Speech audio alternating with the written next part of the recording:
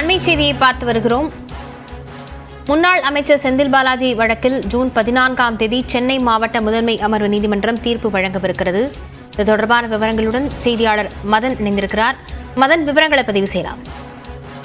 அமலாக்கத்துறை பதிவு செய்த வழக்கிலிருந்து தன்னை விடுவிக்க வேண்டும் என முன்னாள் அமைச்சர் செந்தில் பாலாஜி ஏற்கனவே சென்னை முதன்மை அமர்வு நீதிமன்றத்தில் வழக்கு தொடர்ந்திருந்தார்.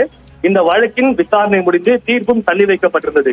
ஆனால் இதற்கிடையில் இந்த வழக்கு தொடர்பான ஆவணங்களை தனக்கு வழங்க வேண்டும் என்று செந்தில் பாலாஜி தரப்பில் ஒரு புதிய மனுக்கள் தாக்கல் செய்யப்பட்டது.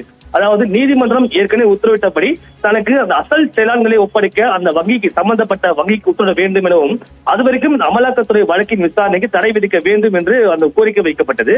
அது மட்டும் இல்லாமல் குறிப்பாக கடந்த 2012ஆம் ஆண்டு முதல் 2022ஆம் ஆண்டு வரைக்கும் சட்டவிரோத பண பரிமாற்றம் நடைபெற்றதாக கூறப்படும் அந்த காலகட்டத்தில் சிட்டி யூனியன் வங்கி மற்றும் கரூர் வைசியா வங்கிகளில் பணிபுரிந்த அந்த அதிகாரியுடைய விவரங்கள் தனக்கு வழங்க வேண்டும் என்றும் கடந்த 2016 முதல் 2022ஆம் ஆண்டு வரைக்கும் செந்தில் பாலாஜி மற்றும் அவருடைய மனைவியின் பெயரில் டெபாசிட் செய்தவருடைய பான் கார்டு விவரங்கள் தெரிவிக்க வேண்டும் என்ற ஒரு கோரிக்கையும் வைக்கப்பட்டது.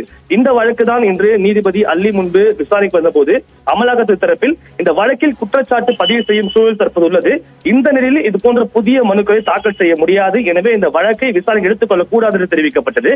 அதே போல செந்தில் பாலாஜி மற்றும் அவருடைய மனைவி மேகலா அந்த வங்கி கணக்கில் டெபாசிட் செய்யப்பட்ட தொகையை முழுவதும் செலவு செய்து விட்டார்கள். தற்போது தனக்கு தெரியாது என்று அவர் கூறுவதாகவும் ஒரு விளக்கம் அளிக்கப்பட்டது.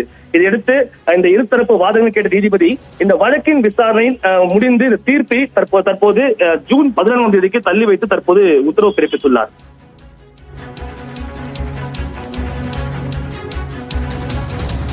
விவரங்களுக்கு நன்றி மதன்.